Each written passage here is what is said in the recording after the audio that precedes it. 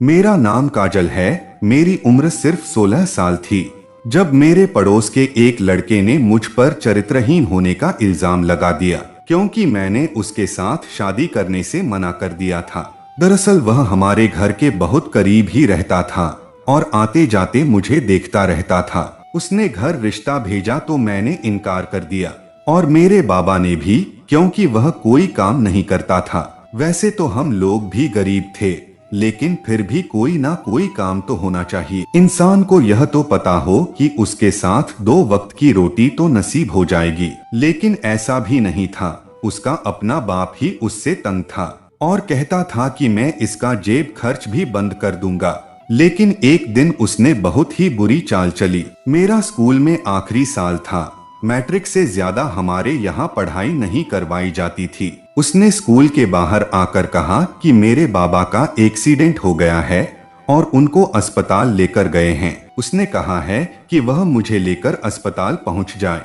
मैं बहुत ज्यादा घबरा गई कि मेरे बाबा को न जाने क्या हो गया। मैंने कहा कि चलो। चौकीदार ने देखा कि आज मैं किसी और के साथ जा रही हूँ, तो उसने पूछा कि बेटी यह कौन है। मैंने कहा कि यह मेरा पड़ोसी है। मेरे बाबा आज इसलिए नहीं आ सके क्योंकि उनका एक्सीडेंट हो गया है। मैं इसके साथ जा रही थी। वह मुझे एक सुनसान जगह पर ले गया, जो किसी का घर था, जो अभी बन रहा था। वहां उसने मुझे बेहोश कर दिया और मेरी ऐसी तस्वीरें बना ली जिससे यह साबित हो रहा था कि मेरा उसके साथ कोई चक्कर है। उसके बाद मैं वापस आ गई और जब मैंने उससे पूछा कि तुमने यह सब कुछ क्यों किया, तो उसने कहा कि मैं मजाक कर रहा था। मुझे बहुत ज्यादा गुस्सा आया और हैरत भी हुई कि कितना बेकार इंसान है। भला इस तरह का मजाक कोई करता है। मुझे यह बात अपनी मम्मी को बता देनी चाहिए थी, ताकि कोई तो मेरे लिए गवाह बन सकता। लेकिन यह बात पता नहीं क्यों मैंने किसी को नहीं बताई। और एक दिन वह तस्वीरें घर पर पहुंच गई। मेरे बाबा ने शोर मचा दिया और कहा कि इसके साथ ही तेरी शादी करवाएंगे। लेकिन शादी की बात की तो वह शादी से मुकर गया और उसने कहा कि जो लड़की पहले ही मेरे साथ इस तरह से पेश आए, मैं उससे शादी नहीं करूंगा। उसने मुझसे बदला लिया था। मेरे बाबा ने मुझे बहुत मारा, मुझे बहुत बातें सुनाई। मेरी माँ ने भी मुझे मारा और उन्होंने कहा कि हम तुझे एक पल भी अपने घर में रहने नहीं देंगे। तू वहाँ तक कैसे गई? तुझे चौकीदार ने उसी के साथ जाते हुए देखा था। चौकीदार को भी उसने पैसे दिए थे। उसने यह तो कह दिया कि यह लड़की इसी के साथ कहीं गई थी, लेकिन यह नहीं बताया कि क्यों गई थी। मेरे साथ सारे ही बुरे बन गए और मेरे खिलाफ हो गए। उसके बाद मेरे बाबा ने जल्दी जल्दी मेरे लिए रिश्ता तलाश करना शुरू कर दिया और उनको जो भी रिश्ता मिला उन्होंने हाँ कह दिया। मेरी माँ ने भी मेरा साथ नहीं दिया। मेरे लिए यह नहीं सोचा कि वह जिसके साथ मेरी शादी करवा रहे हैं वो सही है कि नहीं। उस लड़के की टायर पंचर ठीक करने की दुकान थी। घर उनका अपना था, लेकिन बहुत ही छोटा था। घर में सास ससुर भी थे और एक ननंद भी थी। उसके बाद जब मैंने अपने पति को देखा तो मेरे कदमों तले से जमीन निकल गई, क्योंकि वह तो एक 13 साल का बच्चा था। मैं हैरान रह गई और मेरी माँ ने भी मेरे बाबा से कहा कि यह क्या है, तो उन्होंने कहा कि इसकी उम्र 18 साल है, लेकिन इसका कद छोटा है, इसीलिए यह बच्चा लगता है। जबकि शादी के बाद ही मुझे यह पता चल गया कि यह झूठ था। शादी में सारी औरतें कह रही थी कि यह तो बच्चा है और इसकी शादी कर दी, और मेरी सास कह रही थी कि वक्त से शादी हो जाए तो अच्छा है। उसके बाप की उम्र भी इतनी ही थी जब उसकी शादी हुई थी। मुझे पता था कि यह शादी मेरे लिए शादी नहीं है, क्योंकि मेरा पति तो एक छोटा बच्चा था। मुझे इस शादी से कोई सुख नहीं मिलेगा। एक औरत क्या चाहती है कि उसका पति एक मजबूत इंसान हो जो उसकी रक्षा कर सके, और मेरा पति तो एक छोटा बच्चा था। ऐसे में मेरी जिंदगी कैसी होने वाली थी। अगले ही दिन से मैंने घर के काम करना शुरू कर दिए और मैं अपने कामों में लग गई। मुझे पता था कि यही मेरी जिंदगी है, बस मैं घर के काम करूंगी। मेरा वह नन्हा सा पति, सिर्फ पति, मेरे सामने पति की तरह पेश आने की कोशिश करता था, जो वह बन नहीं सकता था। मेरे बाबा को इतना गुस्सा इसलिए आया क्योंकि वह पहले खुद भी कोई अच्छे इंसान नहीं थे।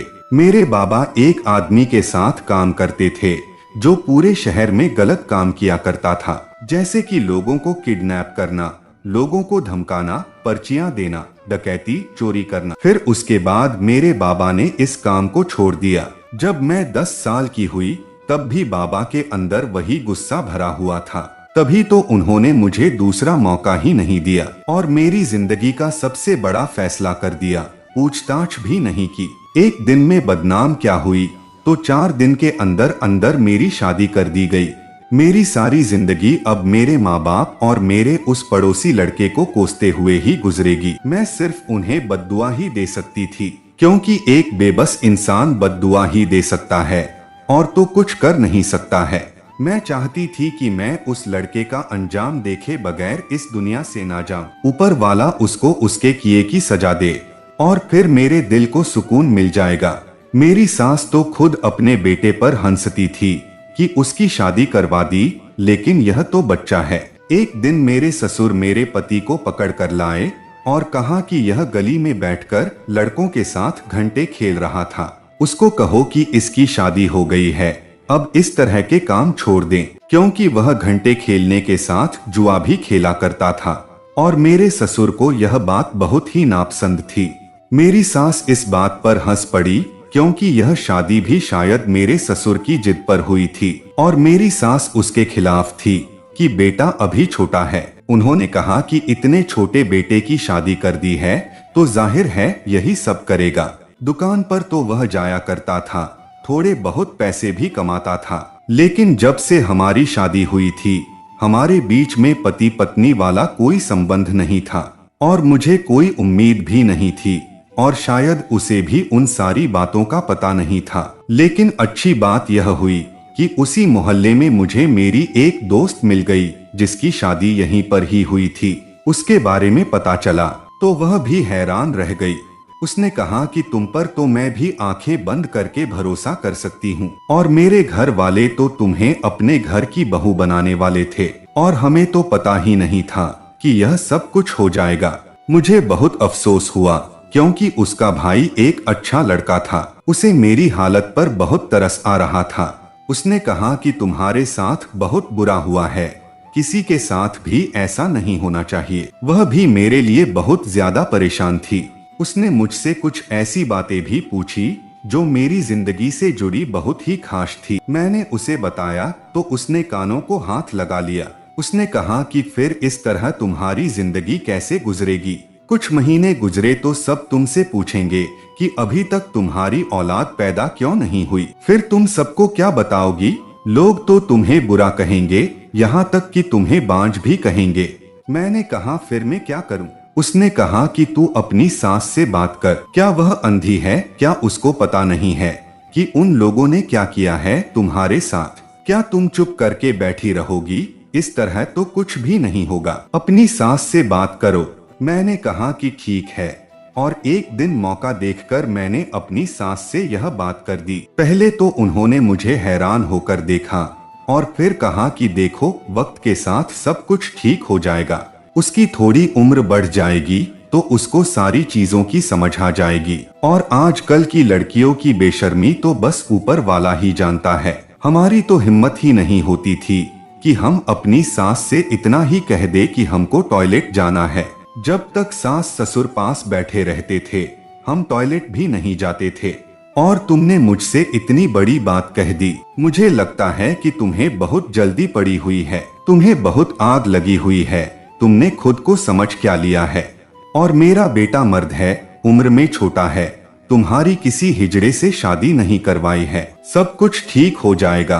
तुम्हें सब्र से काम लेना चाहिए। तुम्हें तो खुश होना चाहिए। एक दफा मर्द औरत के पीछे पड़ जाए तो फिर उसकी जान भी नहीं छोड़ते। तुम खुशियां मनाओ, यहाँ तो उल्टी गंगा बह रही है। हाय राम, हम किस किस्म की लड़की को ले आए।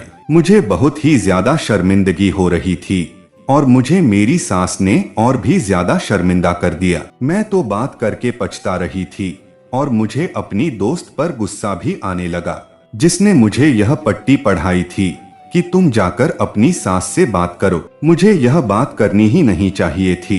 उसके बाद तो मेरी सास मुझे अजीब नजरों से देखने लगी थी। बल्कि एक दिन मेरी सास की बहन घर आई तो मेरी सास उसको भी यह बात बता रही थी।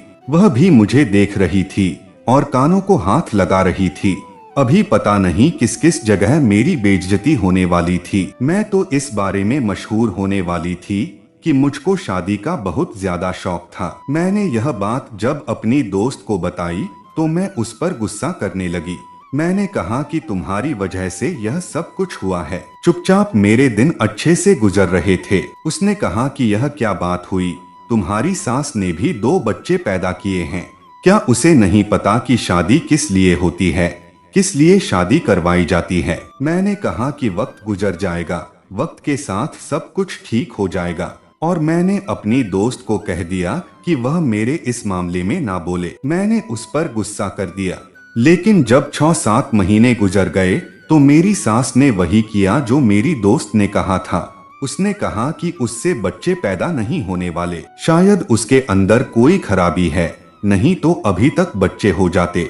उसने मुझे पूरे खानदान में बांझ मशहूर कर दिया और मेरे माँ बाप भी इस मामले में कुछ नहीं बोल रहे थे। मैंने उनको कुछ नहीं बताया क्योंकि मैं तो उनके लिए मर ही गई थी। घर जाती तो मेरे बाबा मेरे सर पर हाथ तक नहीं रखते थे और मेरी माँ मेरे आगे खाना रख कर चली जाती थी कि खा ले, तू भूखी रह जाएगी तो तेरे ससुराल वाले कहेंगे कि अपनी माँ के घर से भूखी आई है, उनको तो नहीं पता ना तेरी करतूतों के बारे में।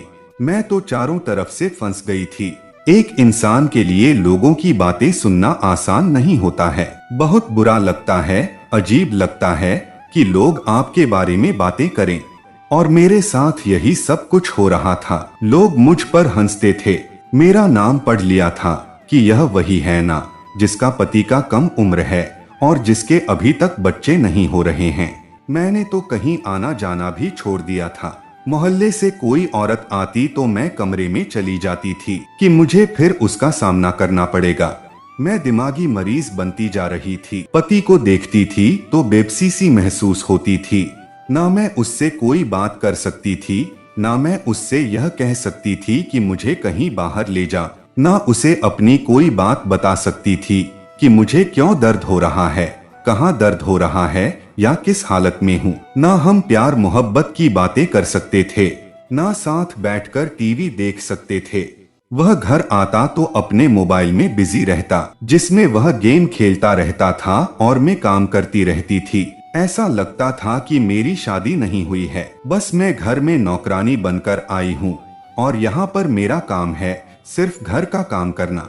मैं उस घर में नौकर बन के आ गई थी।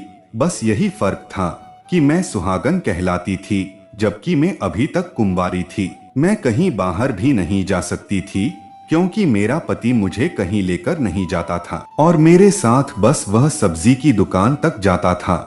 एक दिन मैं अपनी उसी दोस्त से बात कर रही थी और मैंने कहा कि मेरे नसीब में पति का सुख नहीं लिखा है। मेरे पति ने यह बात सुन ली, लेकिन मुझे यकीन था कि उसे यह बात समझ नहीं आई होगी, इसलिए मुझे कोई परेशानी नहीं थी। लेकिन उसके बाद मैंने देखा कि वह कहीं खोया खोया सा था, न जाने उसके दिमाग में क्या चल रहा था। और फिर एक दिन जब वह कमरे में आया तो उसके हाथ में एक चीज थी जिसको देखकर मैं हैरान रह गई थी। उसके हाथ में एक खाली बोतल थी। उसने मेरी तरफ देखा और कहा कि आज तुम्हारी शिकायत ही दूर हो जाएगी। मैंने कहा कि क्या मतलब, क्या करने वाले हो तुम? और उसने उस बोतल के अंदर कोई चीज डाली और पलटकर, मुझे नजर नहीं आया कि वह क्या कर रहा है, लेकिन ऐसा लग रहा था कि उसने बोतल में कुछ मिलाया था। फिर वह उसको अच्छी तरह हिलाकर पी गया और थोड़ी देर के बाद वहां पर कुछ ऐसा हुआ जिसकी मुझे बिल्कुल भी उम्मीद नहीं थी। उसके अंदर लगभग 40 मर्दों जितनी ताकत आ गई थी। जब मैं सुबह उठी तो नहाकर बाहर निकली तो मेरी सास ने मुझे देखा और कहा कि तुम आज कुछ खूबसूरत सी लग रही हो। मैंने कहा कि क्या मैं आपको पहले प्यारी नहीं लगती थी? तो उन्होंने कहा कि नहीं, प्यारी तो तुम बेशक हो, इसमें कोई शक नहीं है। जो प्यारा हो उसको कहना चाहिए, लेकिन आज तुम्हारे चेहरे पर एक अजीब सी रौनक है। मेरे चेहरे पर रौनक नहीं थी। दरअसल मैं मुस्कुरा रही थी। उसके बाद से यह सब कुछ इसी तरह चलने लगा। मैंने अपनी दोस्त को भी यह बात बताई तो वह भी हैरान रह गई, लेकिन उसने कहा कि यह कोई इतनी अच्छी बात भी नहीं है। मैंने उसे कहा कि तुम मेरी किसी खुशी से खुश नहीं होती हो, मुझे हमेशा जिंदगी का बुरा रुख दिखाती हो। फिर उसने मुझे अपने पति के बारे में बताया। उसने कहा कि मेरा पति बहुत बुरा है, मुझ पर हाथ उठाता है, उसे सिर्फ मेरे जिस्म से मतलब है, मेरी खुशी मेरे दिल से नहीं।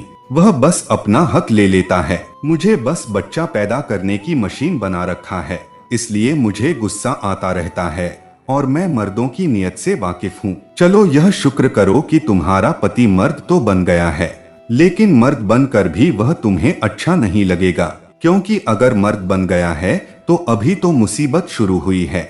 मैंने कहा कि अगर ऐसी बात थी तो फिर तुमने मुझे यह क्यों कहा था कि मैं इस बारे में कुछ करूं, कुछ सोचूं। जैसी जिंदगी जा रही थी इसी तरह जाने देती, मुझे भी सुकून रहता।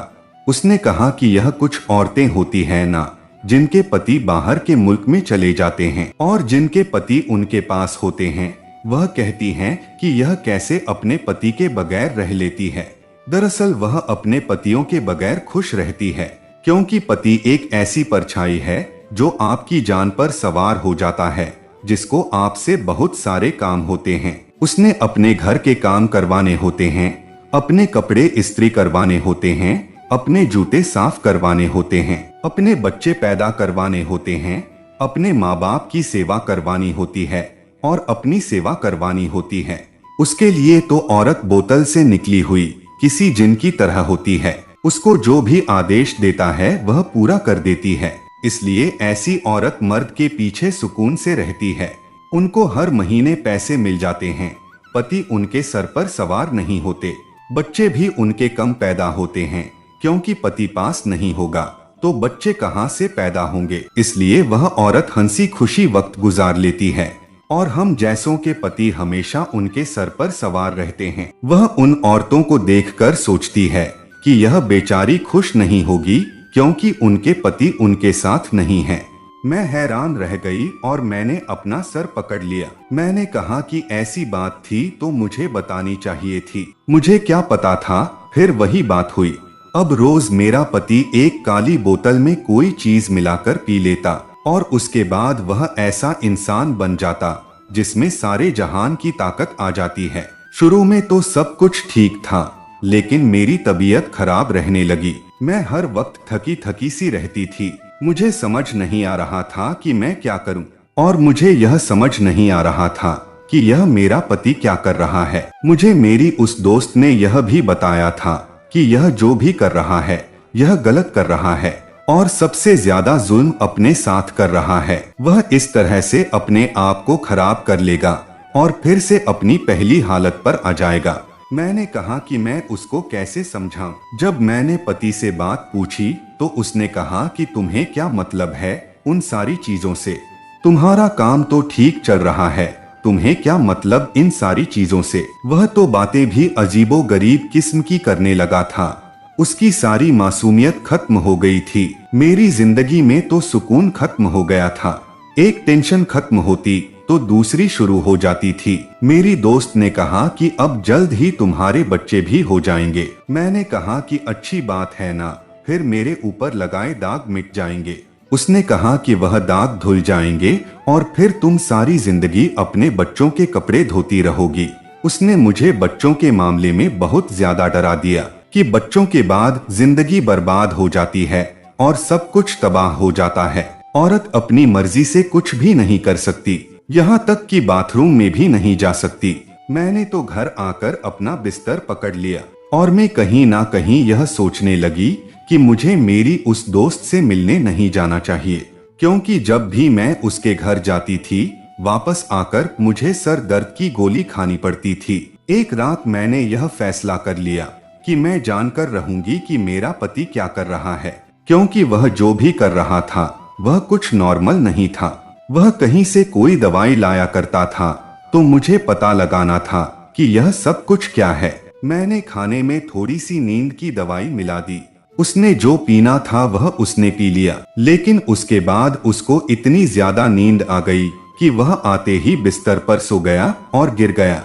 मैंने बोतल उठाई और उसे हैरान होकर देखा। मुझे भी ज्यादा इन चीजों के बारे में पता नहीं था, मैं पढ़ी लिखी नहीं थी।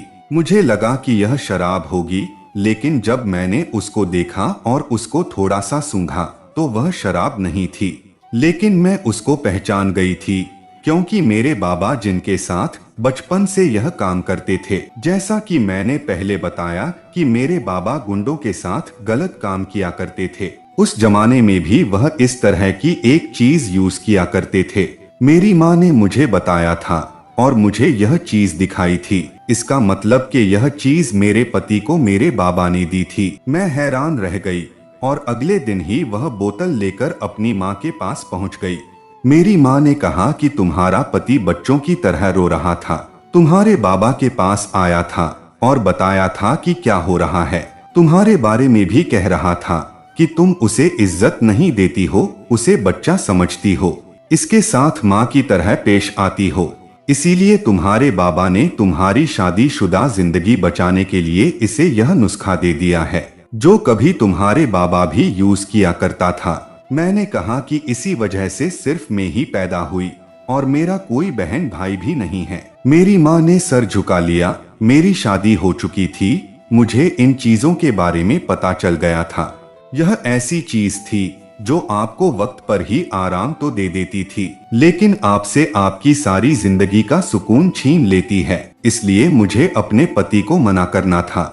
मैं अपने पति के पास गई, उसे प्यार से यह सारी बात समझाई। उसे बताया कि जो भी मामलात है वह हम दोनों के बीच में रहेंगे, हम उनको अपने तरीके से संभाल लेंगे, लेकिन तुम्हें इस तरह कुछ भी करने की जरूरत नहीं है। उसने कहा कि जब से वह कर रहा है उसे भी बहुत ज्यादा तकलीफ हो रही है। उसके बाद मैंने उसे मना कर दिया और हमारी जिंदगी नॉर्मल तरीके से चलने लगी। मैं दूसरों को यही कहना चाहूंगी कि ऐसी सलाह देने वाले लोग आपके दुश्मन होते हैं, जो आपकी जिंदगी बर्बाद करना चाहते हैं। खुशियों की तरफ कभी भी शॉर्टकट रास्ते से नहीं जाना चाहिए। तो दोस्तों, ये कहानी आप लोगों को कैसी लगी है, कमेंट करके आप लोग जरूर बताइएगा।